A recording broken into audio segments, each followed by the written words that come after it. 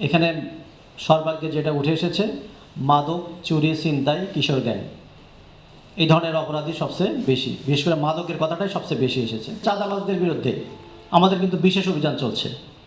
আমরা প্রত্যেক দিনই আমাদের তেজগাঁ ডিভিশনের 6টা থানা, কোনো না কোনো থানাতে প্রত্যেক দিন 10 জন, 15 জন, 18 জন আমরা চাঁদাবাজ ধরছি। এই ক্ষেত্রে কোনো ধরনের রাজনৈতিক আশ্রয়দাতা আমরা কোনো দিক দেখছি না। অপরাধের কোনো রাজনৈতিক দল নেই। অপরাধী অপরাধী সে যেই হোক না কেন। এই ক্ষেত্রে কিন্তু মাননীয় প্রধানমন্ত্রী কিন্তু কঠোর নির্দেশনা রয়েছে, আপনারা সবাই জানেন। এই ক্ষেত্রে আমরা বিশেষ অভিযান পরিচালনা করছি এবং আপনাদের সহযোগিতা আমাদের প্রয়োজন। আপনারা আমাদেরকে গোপনে তথ্য দিবেন, আমরা আমাদের মতো করে কাজ করব। আর আপনারা আমাদের যে থানা রয়েছে, থানায় আপনারা যাবেন, এই থানা কিন্তু আপনাদের জন্যই। আর আমরা এখানে আছি আপনাদের জন্য।